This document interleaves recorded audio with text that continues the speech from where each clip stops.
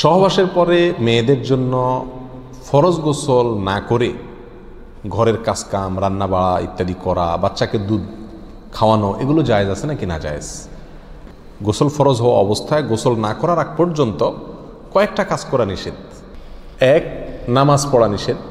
2, তওয়াফ করা নিষেধ। 3, মসজিদে অবস্থান করা নিষেধ। 4, কোরআন স্পর্শ করা নিষেধ। 5, কোরআন পড়া নিষেধ। এই 5টি কাজ ছাড়া আর কোনো কাজ কিনা নিষেধ না। অতএব সহবাসের পরে কোনো মেয়ে, কোনো মহিলা তিনি যদি গোসল না করে, ফরজ গোসল না করে তিনি যদি কি করেন, গৃহস্থলীর কাজকাম করেন, রান্না বাড়া করেন, অন্য কাজকাম করেন, বাচ্চাকে দুধ খাওয়ান, এগুলো এই 5টি নিষিদ্ধ কাজের আওতায় যেহেতু নাই, অতএব সেটা জায়েজ আছে। আমাদের দেশে যত কঠোরতা সব মেয়েদের উপরে, ছেলেদের উপরে নাই। ছেলে গোসল ফরজ হয়েছে, 2-4 ঘন্টা শুয়ে রয়েছে বা এমনকি হাঁটাহাঁটি করছে, তাকে তেমন কেউ কিছু বলে না। সমস্ত চাপগুলা মেয়েদের উপরে। আর এই ফতোয়াগুলা মেয়েদের উপরে, ফতোয়াগুলা দেয়ও বেশিরভাগ মেয়েরাই।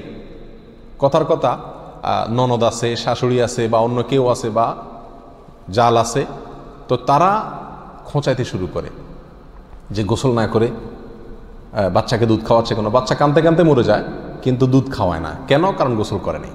তো এগুলো না জানার কারণে হয়েছে। ফরজ গোসল না করে 5টি কাজ করা নিষেধ, এর বাইরে আর কোনো কাজ নিষিদ্ধ না।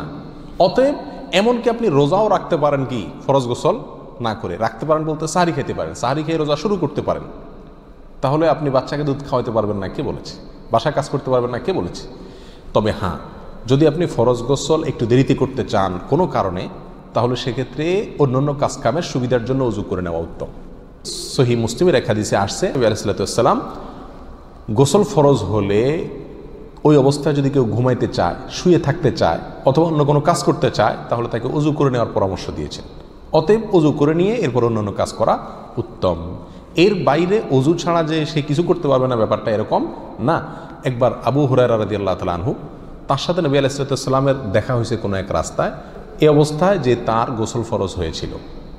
তো আবু হুরায়রা রাদিয়াল্লাহু তাআলা রাসূলুল্লাহ সাল্লাল্লাহু আলাইহি ওয়াসাল্লামকে দেখে এড়াইয়া চলে গেছেন, একরকম পালায়া চলে যাওয়ার মতো, যায় তাড়াতাড়ি করে গোসল টোসল করে তারপরে আসলেন।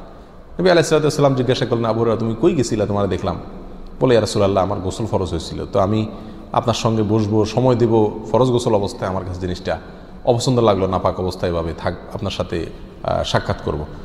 তখন নবী আলাইহিস সালাতু ওয়াস সালাম বলেছেন, সুবহানাল্লাহ, মোমেন আবার নাপাক হয় নাকি? অর্থাৎ এটা তো একেবারে তোমার পুরো বডি নাপাক হয়ে গেছে, টাচ করলে আমি নাপাক হয়ে যাবে, ব্যাপারটা তো এরকম না, তুমি এটাকে এত কঠিনভাবে নিয়েছো কেন? তাহলে এই সব হাদিসগুলোকে সামনে রাখলে মোটামুটি পরিষ্কার হয়ে যায়। আমাদের আয়েশা রাদিয়াল্লাহু তাআলা আনহা থেকে এক হাদিসে আসছে, তাকে জিজ্ঞাসা করা হয়েছিল যে নবী আলাইহিস সালাতু ওয়াস সালাম